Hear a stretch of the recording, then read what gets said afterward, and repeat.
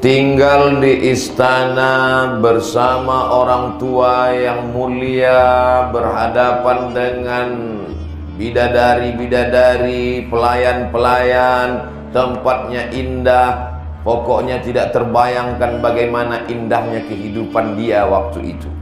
Siapa yang sedang diceritakan oleh Ustadz Abdul Somad ini tak lain tak bukan adalah Nabi Musa alaihi salam. Jadi Nabi Musa itu tinggalnya di istana Fir'aun. Sampai sekarang masih tegak berdiri. Nama lokasi tempat istana megah itu Luxor. Adapun piramid yang kita lihat itu 7, satu di antara keajaiban dunia, itu bukan istana tapi kuburan. Jadi Fir'aun itu sengaja membangun kuburannya bentuknya runcing, kerucut, tajam. Menurut keyakinan mereka, kalau dibuat kubur itu di dalam batu lalu kemudian kerucut tajam, rohnya mudah naik ke atas. Jadi macam pesawat Apollo, mudah kata dia. Jadi sampai sekarang tidak terpecahkan misteri bagaimana membangun piramid. Satu batu batanya saja 2 ton beratnya, sebesar kulkas. Bisa mereka susun tinggi sampai ke atas. Tapi walaupun bangunannya tinggi, mau masuk ke dalam tetap membungkuk. Karena dibangun pintunya tidak sampai setinggi kita. Nah, ini salah satu cara Fir'aun bagaimana supaya orang masuk ke kuburnya semuanya membungkuk. Bapak Ibu kalau mau rumahnya supaya semua masuk ke dalam membungkuk, buatlah pintunya kira-kira semeter aja. Jadi siapapun tamu semuanya membungkuk. Kecuali saya nggak akan membungkuk karena saya masuknya mundur. Nah, hidupnya tenang adem ayem. Tapi begitu pula Allah membuat skenario bagaimana dia keluar dari istana yang megah tadi. Apa yang terjadi? Dilihatnya ada 2 orang sedang bertengkar berkelahi. Satu dari masyarakat Bani Israel, satu dari masyarakat rakyat Fir'aun. Sedang bertinju, dipisah oleh Nabi Musa. Kata Nabi Musa, jangan kelahi, jangan berantem, berhenti. Orang ini degil, tidak mau berhenti. Fawakazahu Musa. Nabi Musa pun meninjunya, mati. Nah, ini Nabi Musa. Orang kita bolak-balik ngancam, nanti mati, nggak mati-mati. Nabi Musa sekali pisah, sekali tinju, fawakazahu Musa, mati. Dan yang mati itu rakyat Fir'aun, bukan Bani Israel. Karena waktu itu ada 2 masyarakat. Yang satu masyarakat penduduk asli Mesir, itulah dia orang kelas pertama. Yang kedua adalah masyarakat pendatang, inilah Bani Israel yang awalnya dari Palestina, tapi karena itu serangan gempuran hebat dari Raja Nebukadnezar, akhirnya orang Palestina ini berlarian dari Palestina, sebagiannya lari ke Madinah, sebagiannya lari ke Mesir. Maka inilah masyarakat kelas 2. Yang ditinju oleh Nabi Musa yang mati ini adalah masyarakat Fir'aun. Nabi Musa ketakutan, lari. Sebetulnya cerita di balik itu hanya cara Allah supaya Nabi Musa keluar. Jadi mesti dipahami semua yang terjadi dalam hidup kita ini hakikatnya adalah la haula wala quwata illa billah.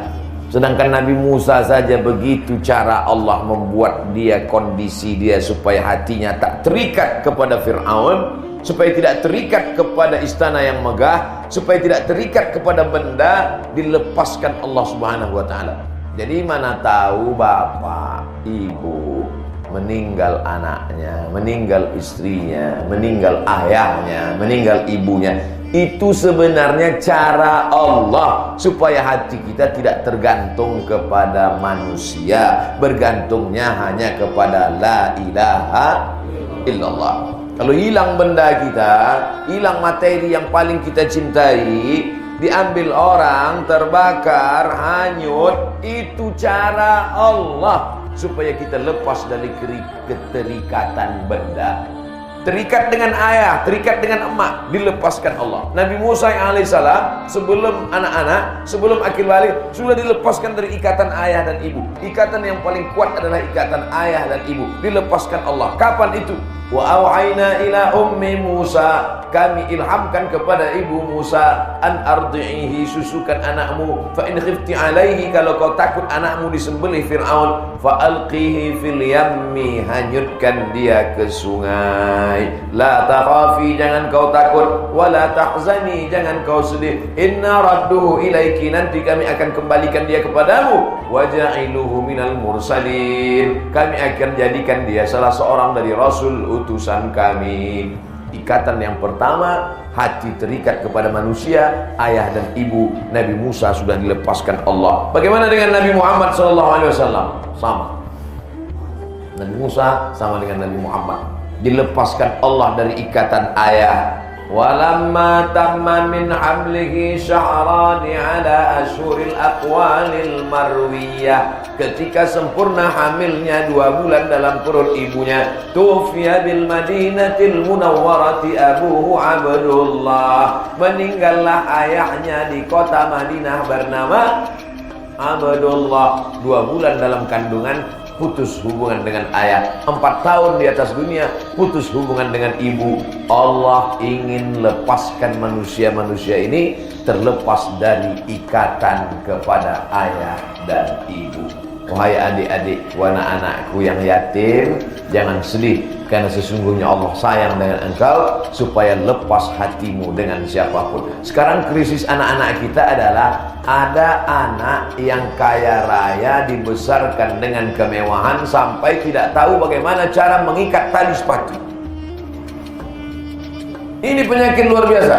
Salah satu penyakit anak yang disayangi oleh nenek dan kakek, karena tidak dibesarkan oleh ayah dan ibu, dibesarkan oleh datuk dan kakek nenek, akhirnya tak pandai mengikat tali sepatu. Karena nenek sayang sekali. Belum lapar udah makan, belum haus sudah minum, baru mau pakai sepatu udah diikatkan. Akhirnya dia tidak berani menghadapi tantangan hidup. Anak SD pulang dari sekolah bunuh diri gara-gara nggak bisa buat PR.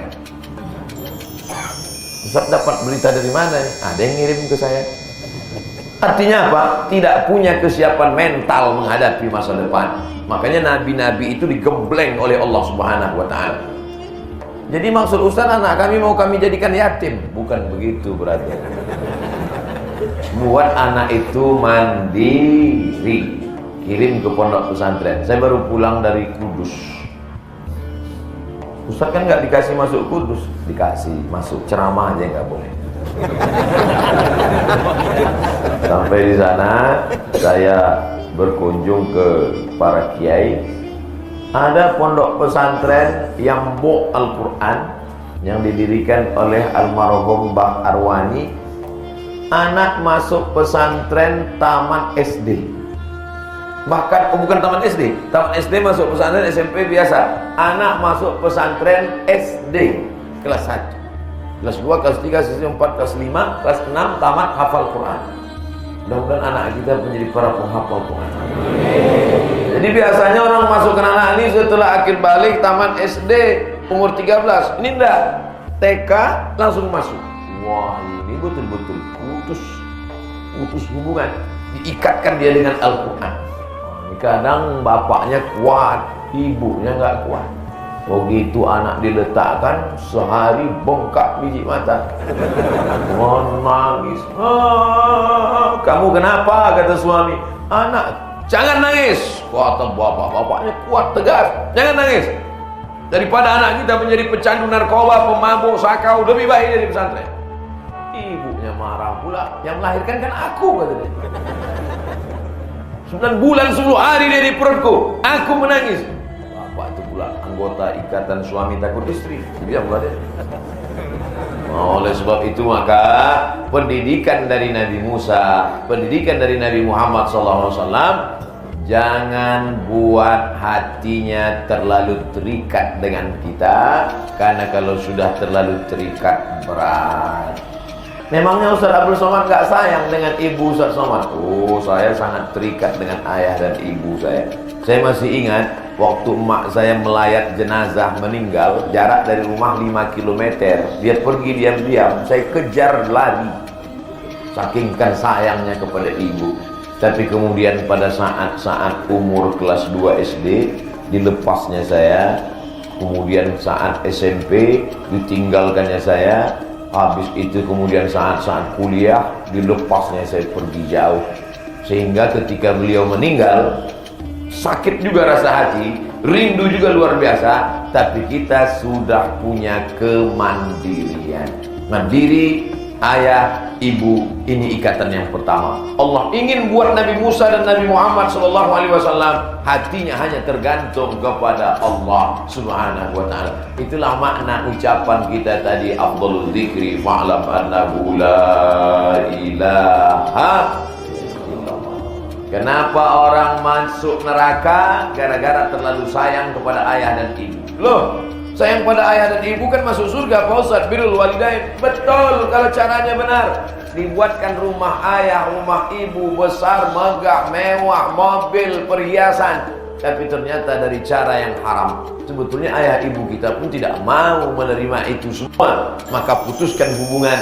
Bukan berarti putus hubungan silaturahim, putus hubungan yang membuat kita terjerumus pada yang haram, kalaupun berbakti dengan yang halal yang baik. Mudah-mudahan kita sebagai anak berbakti pada ayah dan ibu dengan yang halal, anak-anak kita pula membalasnya di masa akan datang, berbakti pada kita dengan cara yang halal yang diridhoi Allah Subhanahu wa ta'ala.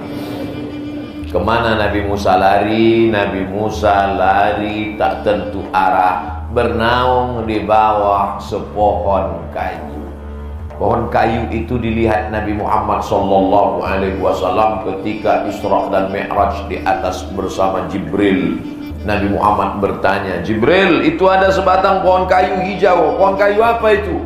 Kata Nabi SAW, pohon kayu apa itu? Ada sebagian orang mengatakan, itulah kayu koka. Bukan. Pohon kayu apa itu, Jibril? Itulah pohon kayu tempat Nabi Musa bernaung sendirian, tak ada tempat mengadu, tak ada tempat bersandar. Saat itu Allah ingin hambanya ini hanya mengadu kepada Allah. Ini pelajaran yang kedua. Ada saatnya kita tak lagi berteman. Banyak kawan tertawa, sedikit teman menangis. Banyak teman bersenda gurau, teman makan, sedikit teman saat susah. Tapi ada saatnya satu pun tak lagi teman ada pada diri kita. Saat itu hanya tempat bernaung sebatang pohon kayu. Kalau sudah tak ada lagi tempat curhat, tempat cerita, ngadunya kepada Allah. Jangan mengadu ke Facebook. Banyaknya orang sekarang, teman tak ada lagi yang mau mendengar kata-kata. Oh, akhirnya di komen orang, udah minum aja racun tikus.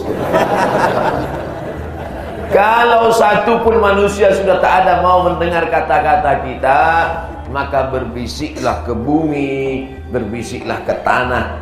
Maka saat itu makhluk-makhluk langit akan mengaminkan doa-doa kita.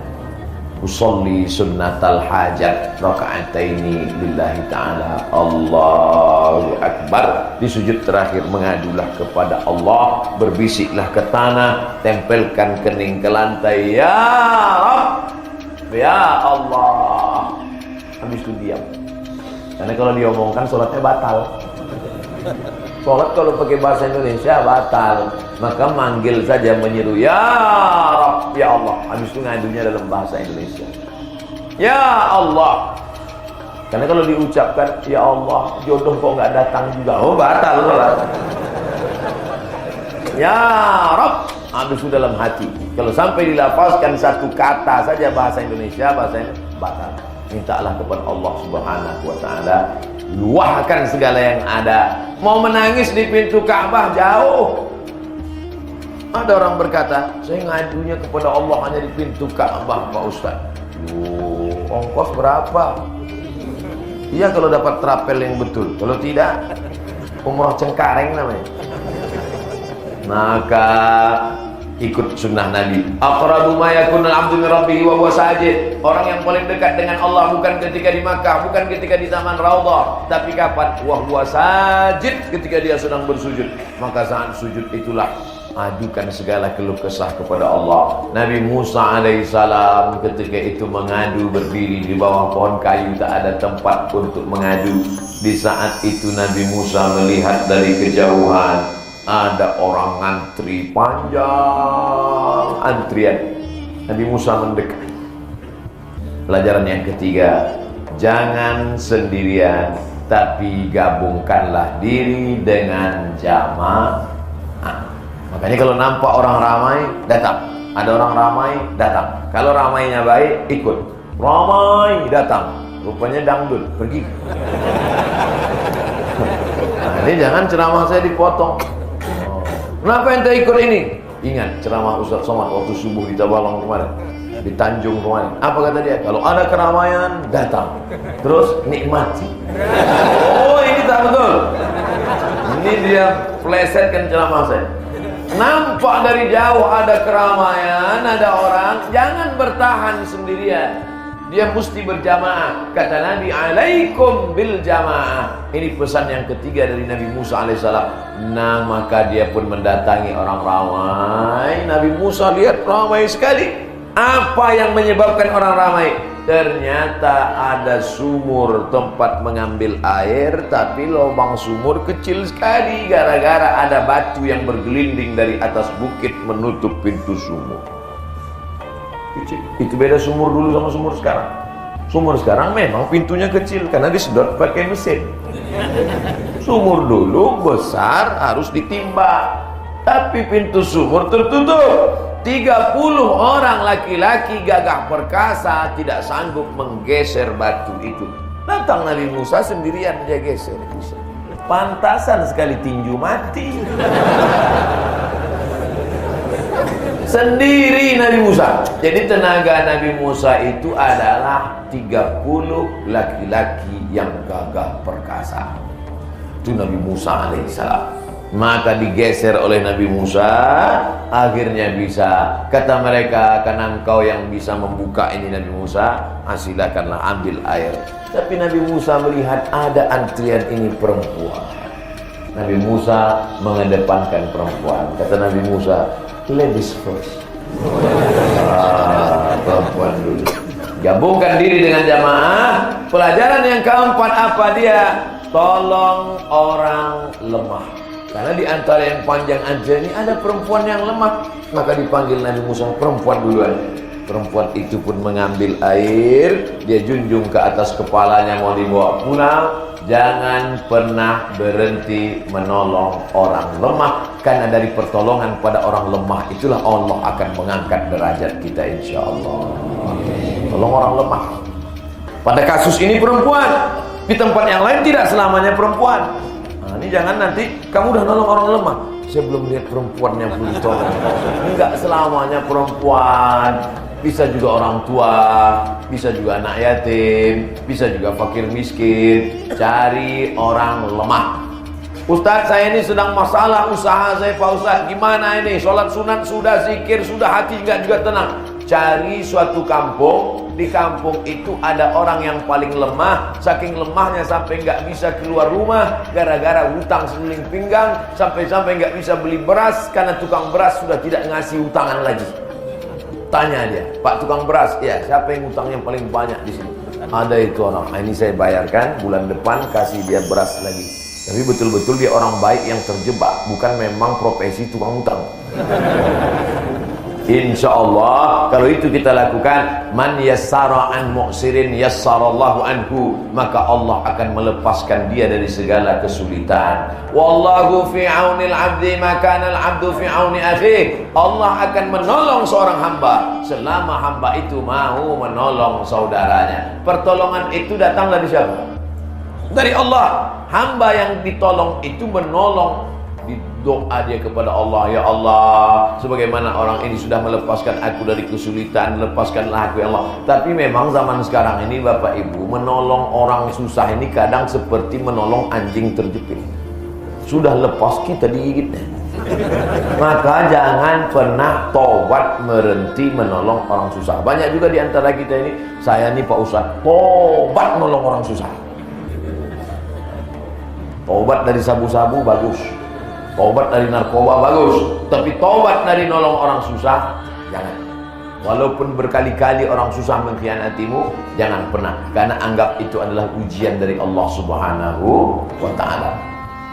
Pinjamlah Pak Ustadz uangnya, saya susah itu begini, begono begini, kita kasih. Akhirnya la salam wala kalam. Datang hidungnya pun tak nampak. Anggap inilah orang yang dikirim Allah untuk menguji imanku. Nanti kalau ketemu sama dia jangan marah, tunjuk aja, kaulah yang dikirim Allah menguji imanku. Allah akan ganti dengan yang lain insyaallah. Amin. Ini perjalanan Nabi Musa alaihissalam. Lalu kemudian setelah berbuat baik, di situ Allah bukakan pintu solusi jalan. Perempuan ini bertanya, kamu ini orang mana, mau kemana, dari mana? Kata Nabi Musa, saya tak tahu tujuan entah kemana. Kata perempuan ini, kalau tidak tahu tujuan, ayo ke rumah. Karena ayah saya memang mau mencari pengembala kambing. Sudah lama. Cuman bedanya zaman itu tidak ditulis di internet, mencari pengembala kambing. Hubungi nomor WhatsApp berikut ini, nggak ada. Iklan tak ada. Ayah saya memang sudah lama nyari orang. Kalau mau, ayo ikut ke rumah. Akhirnya pergilah bersama perempuan tadi. 2 orang perempuannya, mereka di depan karena dia yang tahu tempat rumah tujuan. Nabi Musa di belakang jadi makmum karena ingin tahu jalan. Nabi Musa di belakang. Angin bertiup kencang. Maaf, berimu maaf, nampak lekuk tubuh perempuan tadi. Maka Nabi Musa pun berkata, hai perempuan, kalian mundur ke belakang, aku yang maju ke depan. Apa pelajaran? Amanah, karena di saat berbuat baik, godaan akan datang. Nih, datang godaan. Di saat godaan datang, tetap bahwa pertolongan Allah pasti datang, tapi saat pertolongan itu datang, ujian silih berganti mulai dia. Apa pelajaran dari sini? Zaman dulu perempuan zaman Nabi Musa itu angin bertiup baru nampak lekuk tubuh. Zaman sekarang tak berangin pun nampak. Kata Nabi Musa alaihissalam, biarlah aku di depan, kalian yang di belakang, tunjukkan saja belok kiri dan belok kanan. Akhirnya sampailah ke rumah Syuaib. Nama ayah perempuan itu Syuaib. Lalu kemudian duduklah dia. Apa kata perempuan itu? Kalimat perempuan ini dituliskan dalam Al-Quran. Masya Allah, tabarakallah. Inna khaira man istajartal qawiyul amin. Inna, sesungguhnya, khaira, sebaik-baik, man istajarta, kalau kau mau mencari pekerja wahai ayah, al-qawiyul amin, pilihlah laki-laki yang kuat dan amanah. Ayah kan kabarnya mau mencari pekerja. Betul, inilah dia seorang laki-laki yang layak untuk menjadi pekerja. Al-qawiyul amin, orangnya kuat dan amanah. Apa pelajaran dari sini? Ada orang yang kuat tapi tidak amanah. Ada orang amanah tapi loyo. Maka yang layak menjadi pekerja itu adalah berotot, tegap, kuat, dan amanah. Didiklah generasi-generasi anak-anak kita menjadi generasi yang kuat dan amanah. Amin. Ini banyak nih sekarang laki-laki yang tegap, gagah, perkasa, berotot, tapi melambai.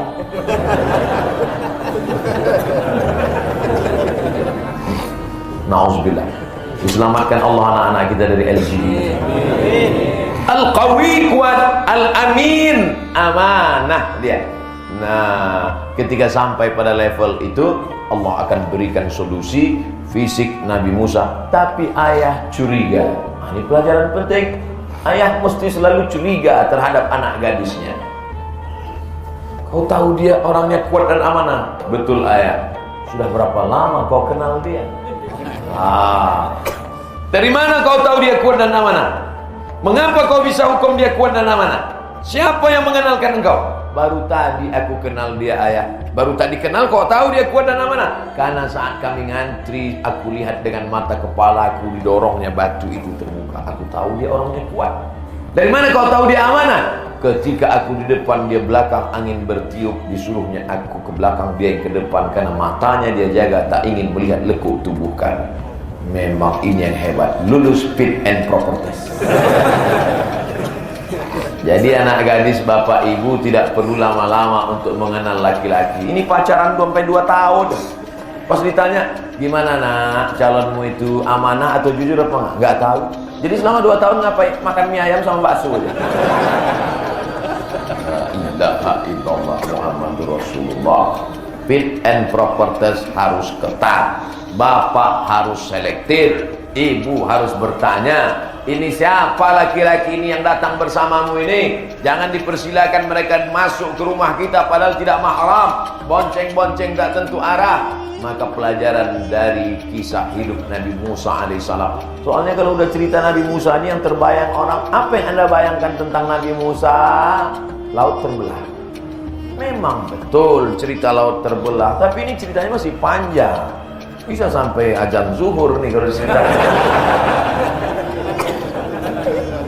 Lalu kemudian kata ayah Nabi, kata ayah perempuan tadi yang bernama Syuaib, kalau begitu engkau gembalakan kambingku, aku nikahkan engkau dengan anakku dengan mahar samaniyah hijaj, mengembala kambing selama samaniyah hijaj 8 musim. 8 musim itu berarti 8 tahun. Aku nikahkan engkau dengan anakku dengan mengembala kambing 8 tahun tunai. Kelas 3 SD anak baru lunas. 8 tahun. Apa kelebihan anak Syuaib sehingga maharnya begitu mahal? Allah tak ada cerita di Quran anak Syuaib itu rambutnya bak mayang terurai. Anak Syuaib itu cantik jelita, tak ada. Tapi kenapa maharnya begitu hebat dan istimewa sampai mengembalakan kambing 8 musim 8 tahun lamanya? Allah ceritakan keutamaan anak Syuaib itu sifatnya cuma satu. Apa dia? Tamshi alastihya'in. Dia adalah anak gadis yang berjalan dengan sikap malu.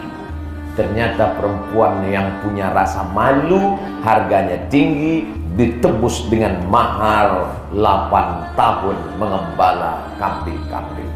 Itulah mengapa perempuan sekarang murah sekali. Seperangkat alat sholat dan kitab suci Al-Quran. Oh, Ustaz mengatakan kitab suci Quran itu murah. Kitab suci Al-Quran tidak bisa dibayar dengan apapun, tapi mahar dinilai dengan harga materi. Bagaimana Nabi Muhammad SAW meminang Khadijah, Ishruna bakarah, 20 ekor onta, ditambah beberapa uqiyah. Dalam ensiklopedia ekonomi Islam, mahar Nabi menikah dengan Khadijah 1 miliar. Banyak ibu-ibu yang nyesal kan? Ini sengaja tidak saya ceramahkan tadi malam, karena kalau sampai saya ceramahkan tadi malam, ini anak-anak muda pada ngamuk. Efek kedatangan Abdul Somad ke Tabalong, harga mahar melambung.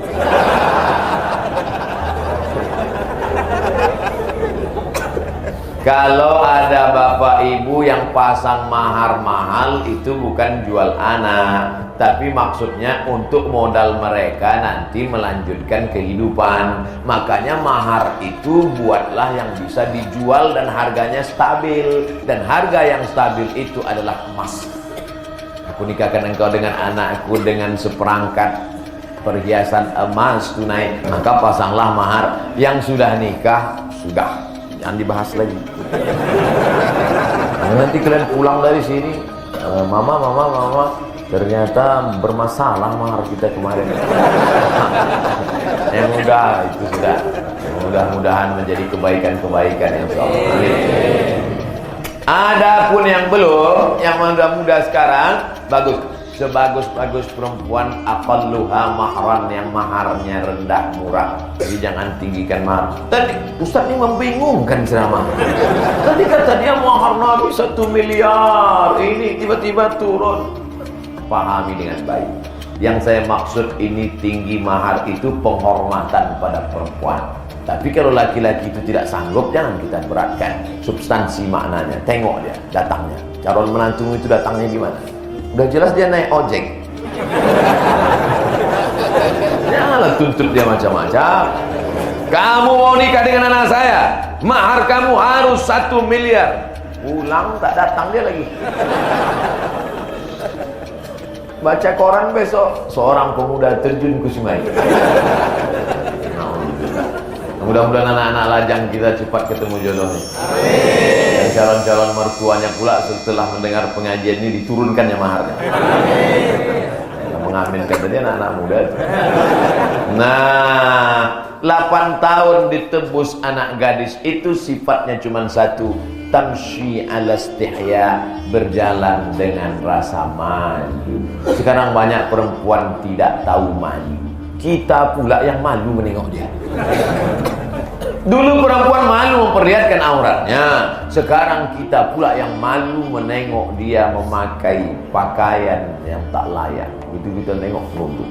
Banyak bapak-bapak melihat perempuan tak nunduk. Kenapa? Takut sama bini yang di sebelah.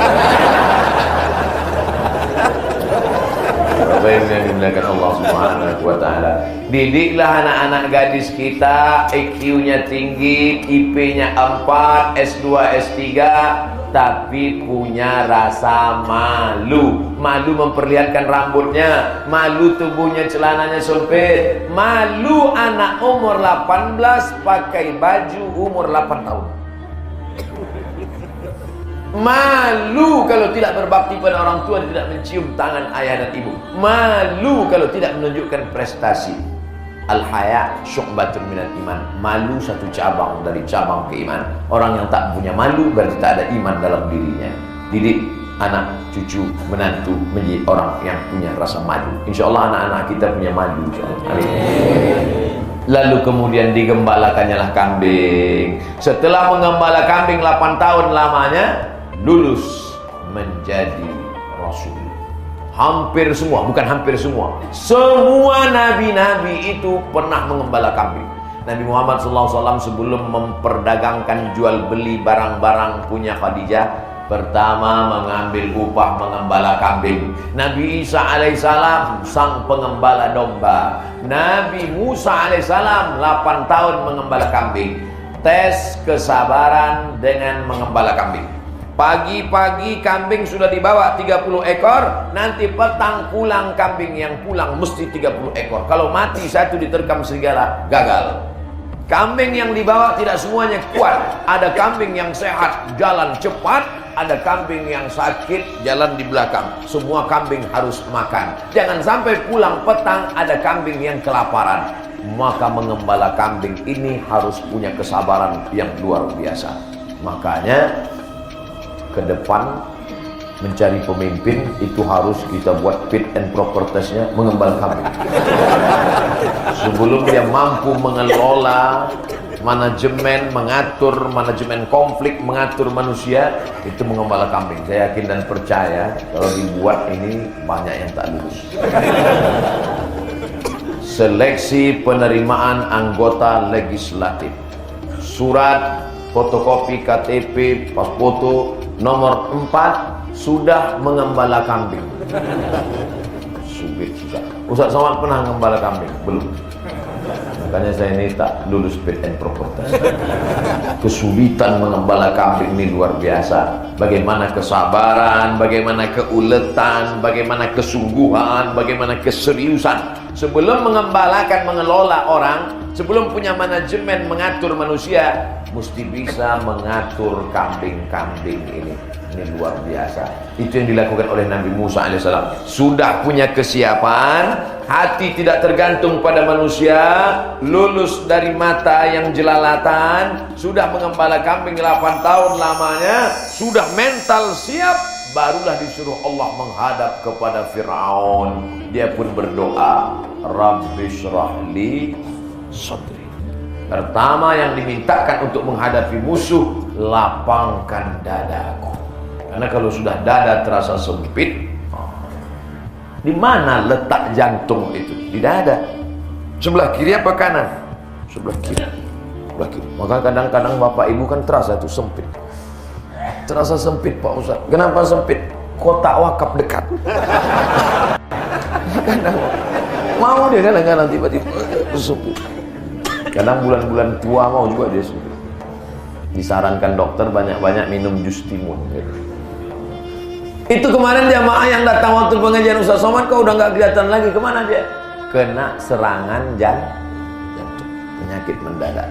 Pernah nggak Bapak Ibu dengar? Kenapa dia meninggal? Kena kudis, serangan jantung. Dada terasa sempit, makanya dada ini harus lapang. Marilah kita berlapang dada. Itu doa Nabi Musa. Rabbi syrah li sadri. Kalau sudah dada terasa lapang, wa yassirli amri, mudahkan urusan. Kita ini semuanya urusan-urusan. Dulu kita pikir nanti kalau sudah selesai urusan sekolah, tamat SMA ini selesai, rupanya makin sulit urusan kuliah. Nanti kalau selesai S1 ini nampaknya lapang, makin sulit masuk S2. Nampaknya kalau selesai ini lapang tenang S2, makin sulit masuk S3. Nampaknya kalau sudah selesai ini tenang masuk kerja. Nanti nampaknya kalau sudah kerja, sudah nikah, lapang, punya anak. Memang hidup ini tidak pernah terasa lapang kecuali bagi orang yang bersyukur. Bersyukur, bukan bercukur. Bersyukur kepada Allah Subhanahu wa taala.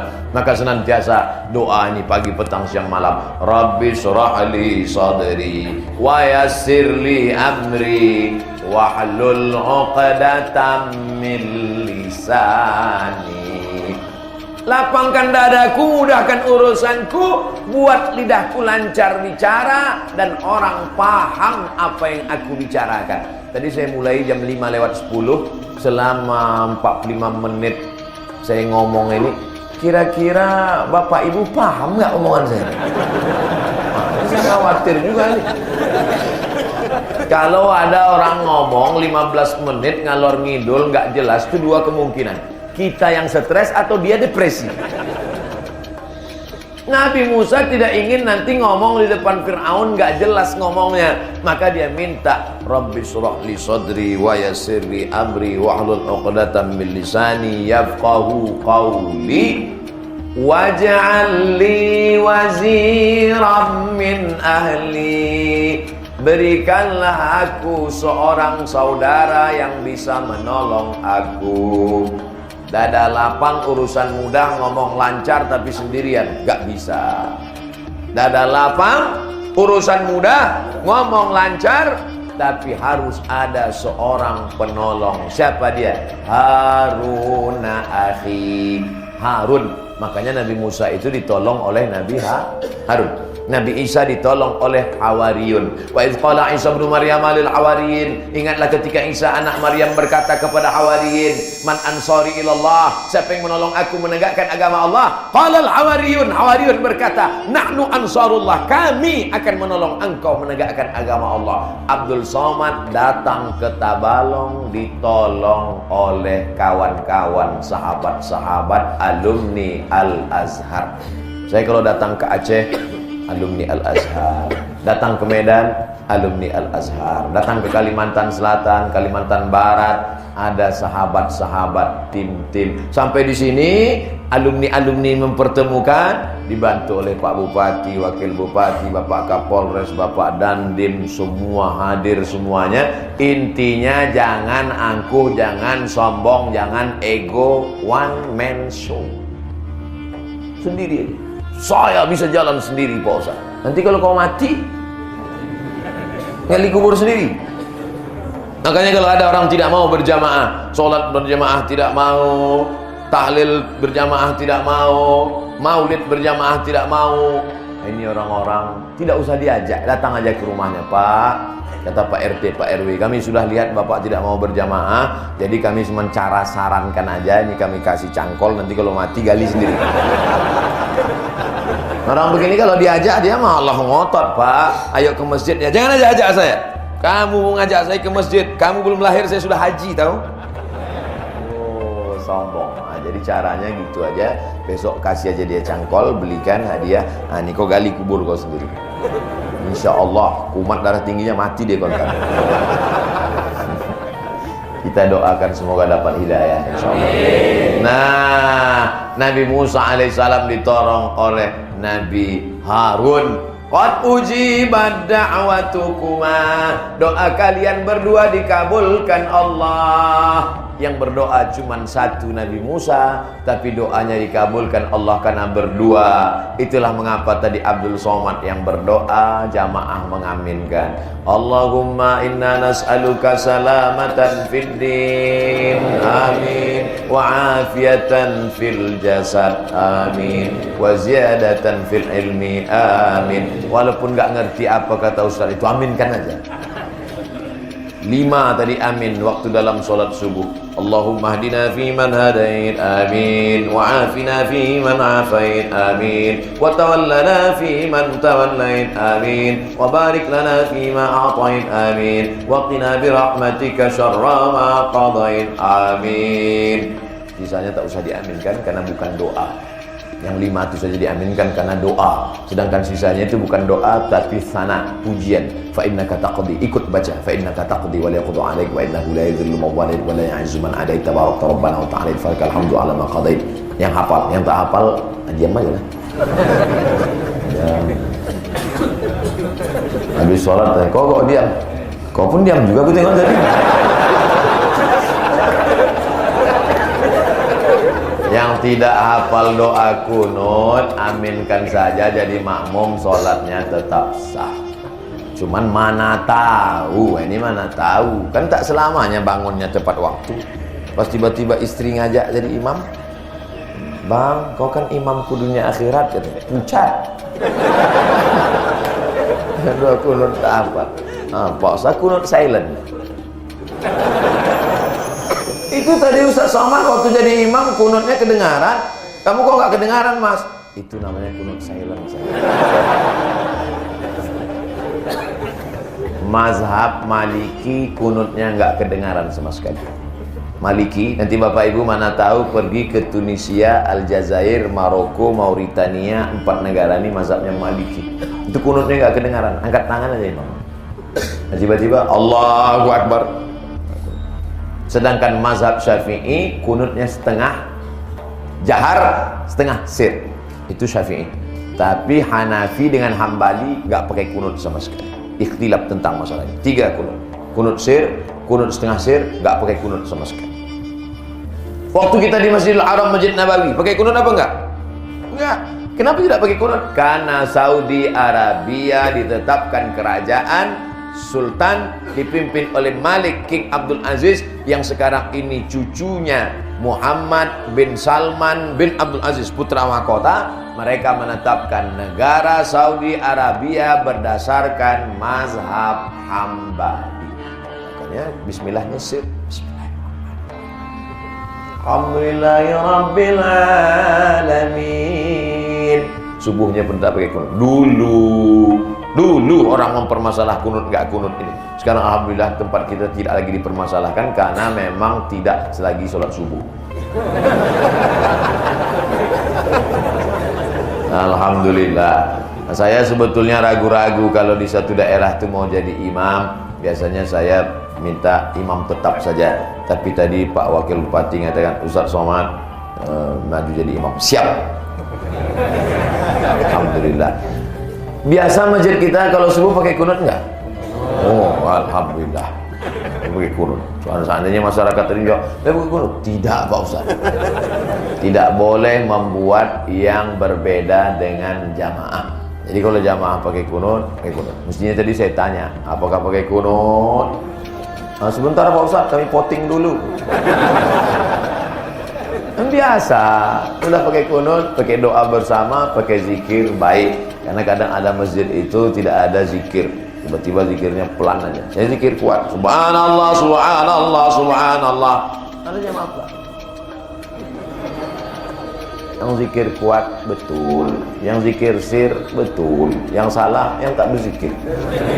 Jangan sampai berzikir kuat, udah tahu kawan di sebelah zikirnya slow pelan. Ini nih mau kuat, subhanallah. Yang penting berzikir. Kalau saya merasa lebih khusyuk kalau kuat. La ilaha illallah, la ilaha illallah, la ilaha illallah.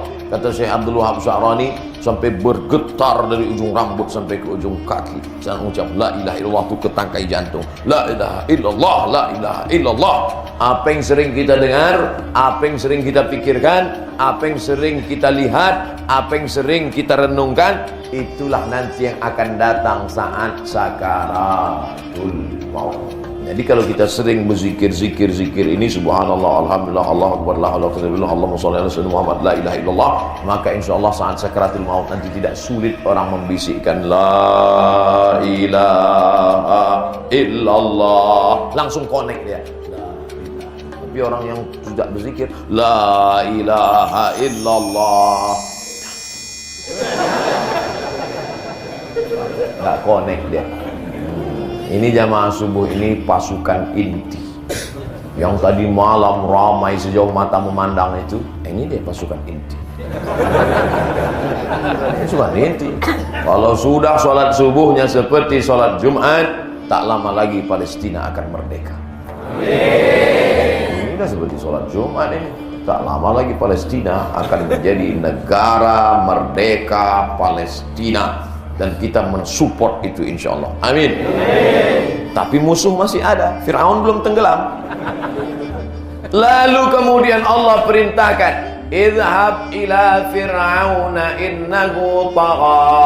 Pergilah engkau menghadap kepada Fir'aun karena dia sudah melampau batas. Wa qula lahu qawlan layyina. Ucapkanlah kepada Fir'aun itu kata-kata yang lembut, la'allahu yatadzakkara aw yakhsha. Mudah-mudahan dia ingat dan dia takut sama Allah. Coba tengok bunyi kalimatnya. Musa yang gagah perkasa berani disuruh Allah layyina, kalimat yang lemah lembut. Artinya dakwah itu lemah lembut. Wah, ini enggak sesuai sama Abdul Somad. Ustaz kalau ceramah berapi-api, suaranya aja, isinya lembut, brother. Makanya ketika dia akan menghadap Fir'aun, dia berdoa, Rabbi syrahli sadri, lapangkan dadaku karena aku akan menghadap Fir'aun. Wa yassirli amri, mudahkan urusanku supaya aku jangan susah dalam perjalanan.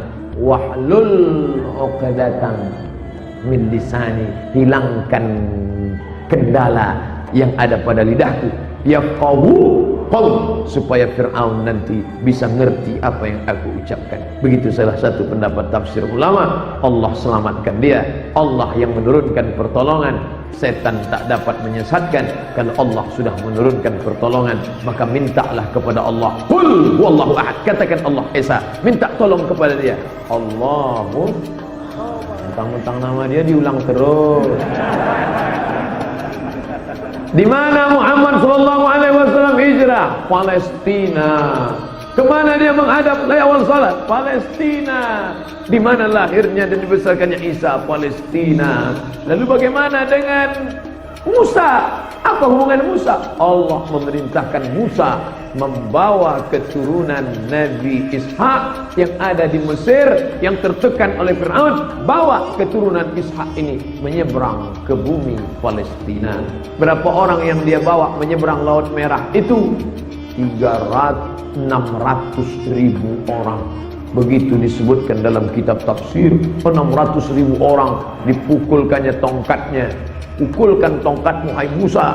Maka Musa pun memukulkan tongkatnya. Fanfalaqa, terbelah laut itu. Kattaudil azim, seperti tembok bukit yang tinggi. Dia pun menyeberang. Ketika dia sudah sampai ke ujung, pasukan Fir'aun ikut di belakang. Saat itu menyatu lagi ombak besar, tenggelamlah dia di Laut Merah. Sampai sekarang orang Mesir meyakini katanya di Laut Merah itu nanti ada gelombang besar. Disitulah tempat tenggelamnya Fir'aun. Saya kebetulan naik kapal laut Wadi Nil dari Kairo, naik mobil keterusan Suez, dari Suez terus Laut Merah menuju Jeddah. Abdul Somad, ya, kemarin waktu naik kapal di Laut Merah, di mana terasa gelombang yang paling besar? 2 hari 2 malam perasaan besar terus. Mereka meyakini situlah tenggelamnya. Kita tak penting dia tenggelam di mana, yang penting dia perjuangan luar biasa. Sampai akhirnya Fir'aun itu mati. Kematian Fir'aun sangat memalukan. Mati dalam keadaan tersedak. Mati. Masuk cairan ke dalam paru-parunya. Kita tidak mungkin air masuk ke paru-paru, karena setiap air masuk kita pasti bersin. Andai orang sambil minum ngobrol, tapi Fir'aun apa boleh buat? Masuk air garam. Sedangkan masuk ke tenggorokan saja air garam sakitnya luar biasa. Masuk ke dalam paru-parunya, dan akhirnya dia pun mati. Al-yawma, hari ini, nunajjika, kami selamatkan engkau Fir'aun, bibadanika, badanmu kami selamatkan, tidak hancur dimakan ikan paus, tidak hancur busuk, karena diambil di pantai, mereka bersihkan, jadilah dia mumi Fir'aun. Dan ada filmnya, Mumi Return. Biasa, dia terbujur kaku sekarang di Museum Tahrir Square di tepi sungai Nil, Kairo. Mata melotot. Lalu kemudian saya pun melihat dengan mata kepala bagaimana Fir'aun. Di mana letak Fir'aun? Di atas. Hebatnya Fir'aun, sudah mati pun tetap juga tinggi di atas. Bapak yang di atas yang tersenyum. Saya jalan-jalan di bawah, jalan-jalan, mana letaknya? Di atas. Begitu saya mau naik, di mana ruangannya? Di atas. Begitu sampai di pintu, bergetar jiwa saya. Kenapa? Melihat tulisan bayar 100 pound. Ternyata mau jumpa Fir'aun, bayar wanipir. Ambil duit, beli tiket, masuk ke dalam. Sampai di dalam, dia sudah menyambut di pintu dalam kotak kaca. Saya melihat, saya baca ayat kursi Allah. Oh, takut ada hantu-hantu, jin-jin, setannya. Inilah ternyata yang menyembelih anak kecil dulu. Dulu kau Fir'aun menyembelih anak kecil. Sekarang anak-anak kecil lari-lari di keliling. Anak kecil lari-lari. Anak-anak bully sama Pak Ali. Mereka menengok, lucu. Wah, terbujur kaki. Saya lihat dari ujung rambut sampai ujung kaki. Rambutnya kuning keemasan, hidungnya mancung, kulitnya sudah hitam mengering, sampai ke kuku-kuku kakinya. Saya lihat kukunya, panjang-panjang kukunya, tangannya saya lihat. Tapi dia tetap pakai kain, tetap pakai basahan. Lalu kemudian begitulah akhir kesudahannya, dan Nabi Musa pun terus melanjutkan perjalanan. Tapi Nabi Musa tak sampai ke Palestina. Niatnya sudah sampai ke Palestina, dia meninggal di dataran Sinai. Lalu setelah Nabi Musa meninggal, dilanjutkan perjalanan itu menuju Palestina oleh murid Nabi Musa bernama Yusha. Yusha, tulisan Arabnya ditulis Latin Joshua. Yusha bin Nun, Joshua. Lalu kemudian Joshua membawa, sampailah mereka ke Palestina. Lalu kemudian sebelum itu adakah lagi Nabi yang di Palestina? Ya, siapa dia? Dialah Nabi yang ibadahnya diizinkan Muhammad sallallahu alaihi wasallam untuk kita amalkan. Padahal ibadah zaman dulu mansuh, tak boleh diamalkan. Tapi ibadah dia boleh diamalkan. Siapa dia? Daud alaihi salam. Ahabbus shaum ilallah, puasa yang paling dicintai Allah, puasa Nabi Daud. Yasumu yauman, puasa satu hari, wa yuftiru yauman, makan satu hari. Nabi Daud kalau hari ini makan, besok dia puasa. Nah, bapak-bapak yang hari ini makan, besok makan lagi. Apa salahnya? Lalu kemudian Nabi, besok kebetulan kita Kamis, baik puasa sunat, maka Nabi Daud ini luar biasa. Kenapa puasa Daud? Ini yang menjadi pertanyaan. Kenapa bukan puasa Adam? Kenapa bukan puasa Isa? Karena Daud adalah raja.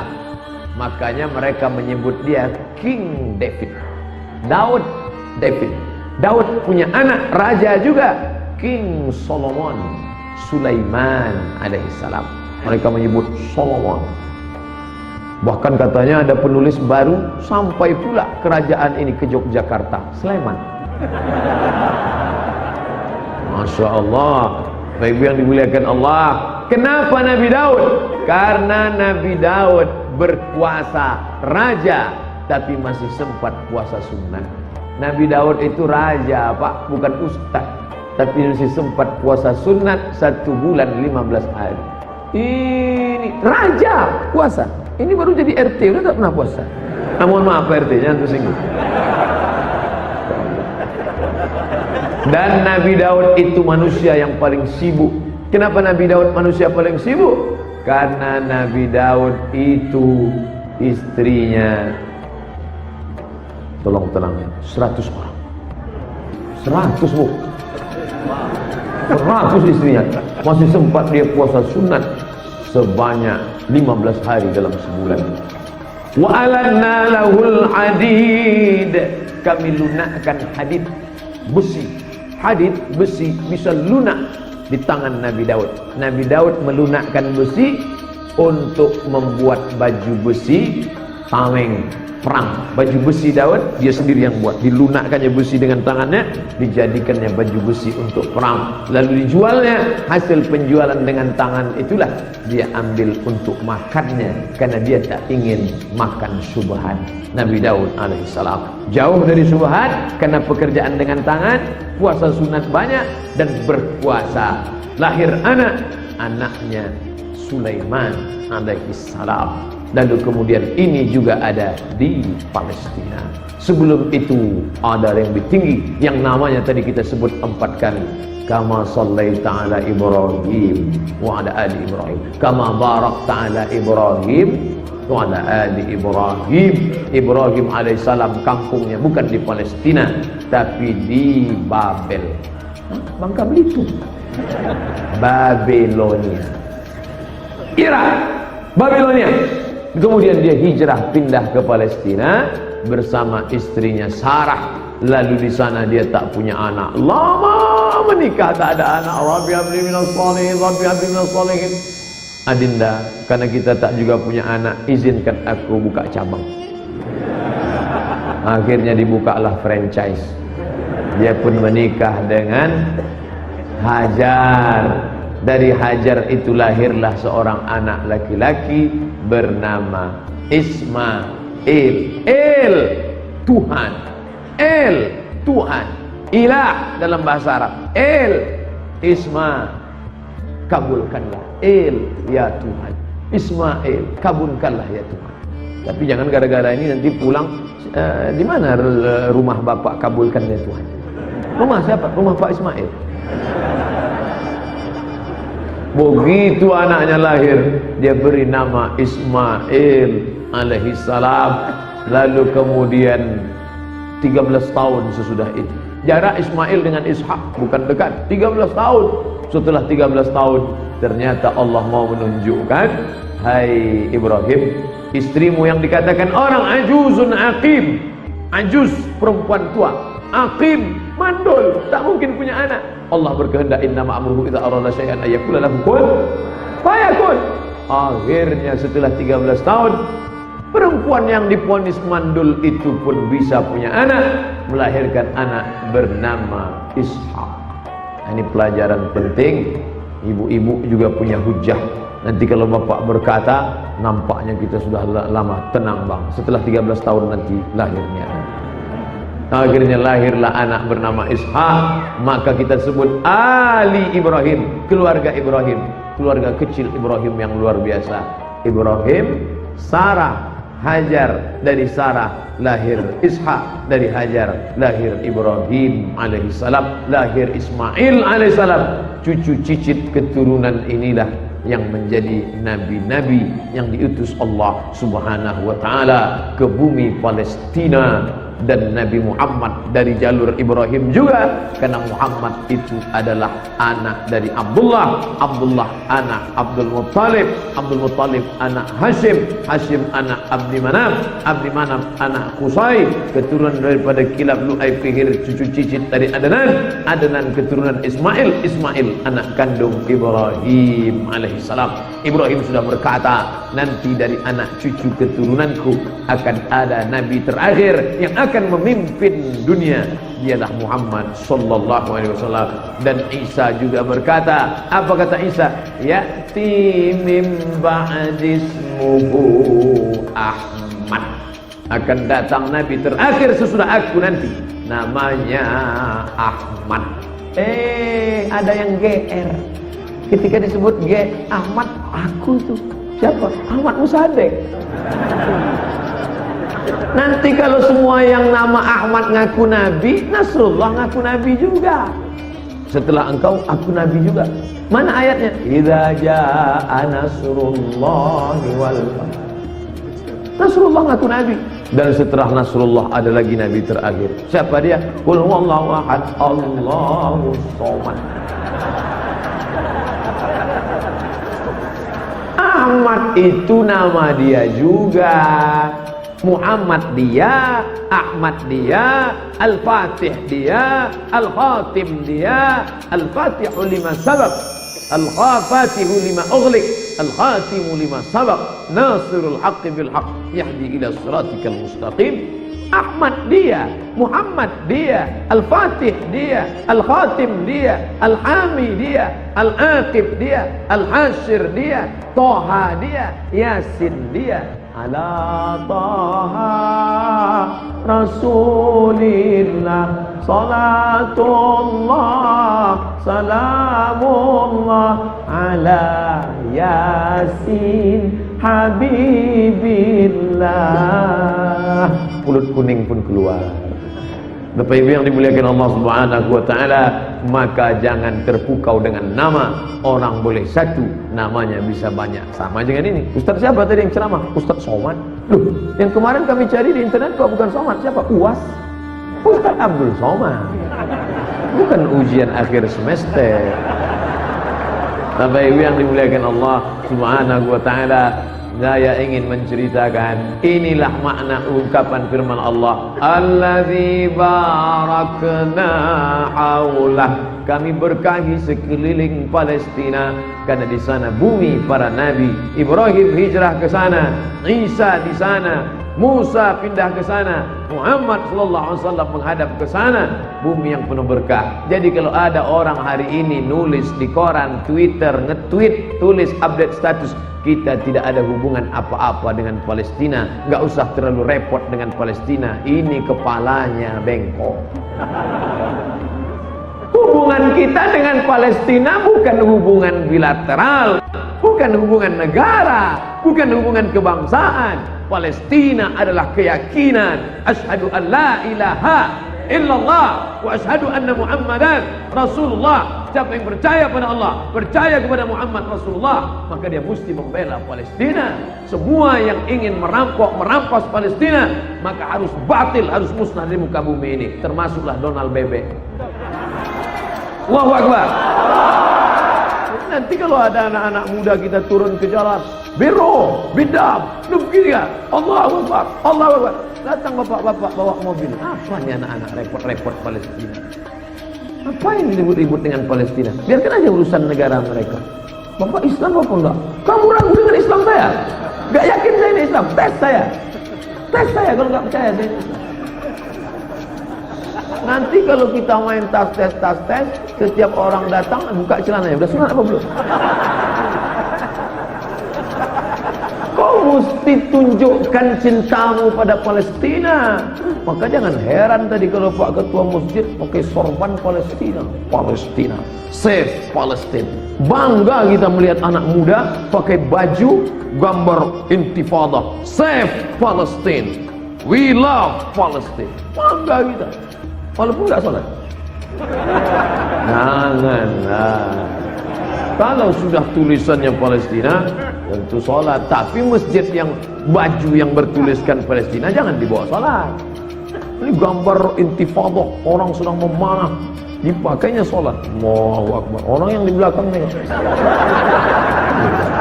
Beli di mana kaosnya? Baju-baju bergambar. Nah, ini Palestina adalah kecintaan kita. Paling tinggi adalah datang ke Palestina. Ini datang ke Palestina. Yang punya duit pergi umrah. Sebelum pergi umrah atau setelah umrah ke Palestina, tunjukkan bahwa kita cinta Palestina. Setelah melihat Palestina dengan mata kepala sendiri, Pak Ustaz, akhirnya suami saya itu pulang, semangatnya luar biasa. Allahu Akbar. Mudah-mudahan kita diberikan rezeki sehingga bisa ke Palestina, insyaallah. Tuh, mesti bapak yang nanam sawit, yang nanam karet, niat di awal. Aku nanti kalau ini tumbuh, aku mau Palestina, aku mau ke Palestina, aku mau ke Palestina, aku mau ke Palestina. Pas ndodos sawit, aku mau ke Palestina, aku mau ke Palestina. Itu ketika dapat rezeki, bawa anak-anak, tunjukkan kepada dunia, inilah Palestina, kami cinta Palestina. Foto di sana, like and share. Save Palestine, save Palestine. Begitu. Sekarang bule-bule orang barat saja unjuk rasa di jalan. Betul. Mereka selamatkan Palestina paling tinggi. Tapi jangan sampai saya mau ikut perang melawan Israel. Belum tentu sanggup. Memang sanggup. Saya tidak ingin nanti membaca radar Lampung. 3 orang Lampung terdampar di Palestina. Bukannya menghabisi Yahudi, malah terdampar karena nggak dapat lontong sayur. Memalukan. Nah, yang bawah kirim bantuan uang. Berapa duit? Di sini banyak anak yatim, orang susah. Bagi 2. 100.000 di sini, 100 di sana. Cuman 100 Pak Ustaz, 50 di sini, kirimkan ke sana. Man jahaza ghazian faqad ghaza. Siapa yang mempersiapkan bantuan untuk perang, maka dia dapat pahala perang walaupun dia tak ikut perang. Allahu Akbar. Makanya biasanya kalau acara itu, begitu saya katakan tolong Palestina, keluar kotak langsung.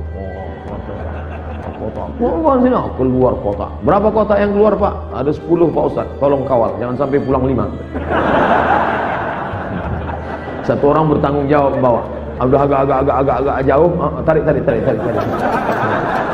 Karena banyak juga yang meneriakkan Palestina. Allahu Akbar, Allahu Akbar. Begitu dah ke ujung, Allahu Akbar. Rupanya KW punya.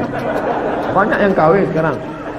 Waduh, saya nggak sanggup Pak Ustaz. Mau ke Palestina nggak sanggup. Mau ngasih duit juga nggak sanggup Pak Ustaz. Saya kalau diajak iktikaf insyaallah, kalau diajak dengarkan ceramah hujan-hujan insyaallah. Tapi kalau udah keluar duit nih Pak Ustaz, kalau teriak Pak Ustaz, Allahu Akbar, Allahu Akbar, tapi begitu keluar duit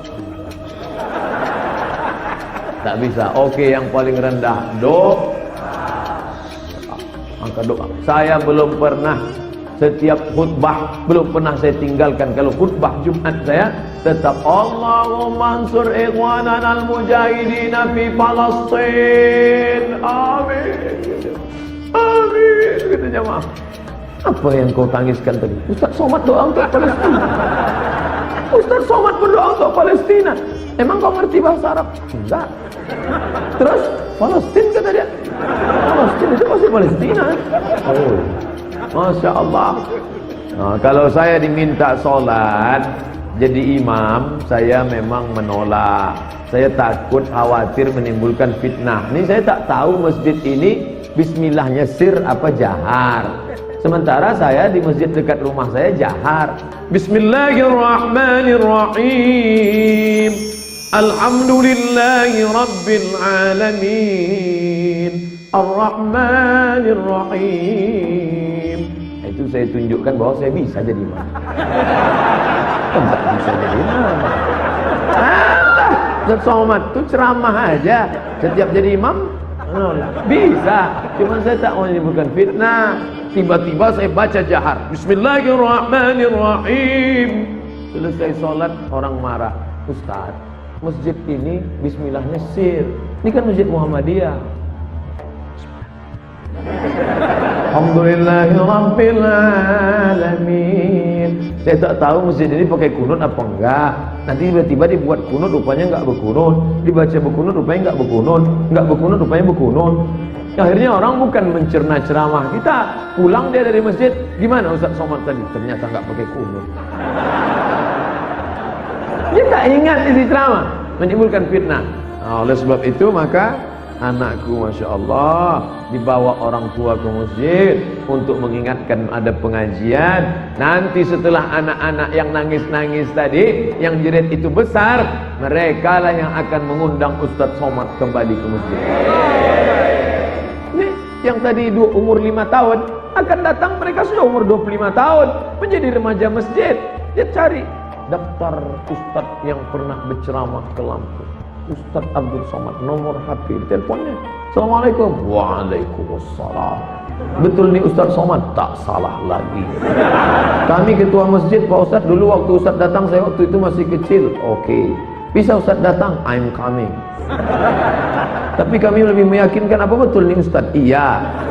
Masih hidup Pak Ustadz? Masih. Kalau di masjidmu masih ada suara anak jerit-jerit, masih ada anak menangis-nangis, bersyukurlah, karena 20 tahun akan datang masjid ini tetap sholat berjamaah. Allahu Akbar. Kalau sholat subuhnya seperti sholat Jumat, disitulah tentara Israel terkencing-kencing pakai pampers. Mati tentara Israel ketika diperiksa, ternyata mereka pakai pampers. Mencret dia. Beda sama orang Islam. Orang Islam tak pernah takut mati. Iskariman au mut syahidan. Allahu Akbar. Ibu-ibu yang salat tahajud malam, jangan lupa doa. Allahumma ansur ikhwanana al-mujahidin al-mazlumin fi Palestin. Saya enggak bisa bahasa Arab Pak Ustaz, bahasa Indonesia. Ya Allah, tolonglah saudaraku yang di Palestina, berikan dia kelapangan hati. Dia adalah saudara-saudara kami ya Allah. Ajak anak-anak doa ya. Oh, jadi doa boleh pakai bahasa Indonesia? Boleh. Yang enggak boleh itu salat pakai bahasa Indonesia, enggak boleh.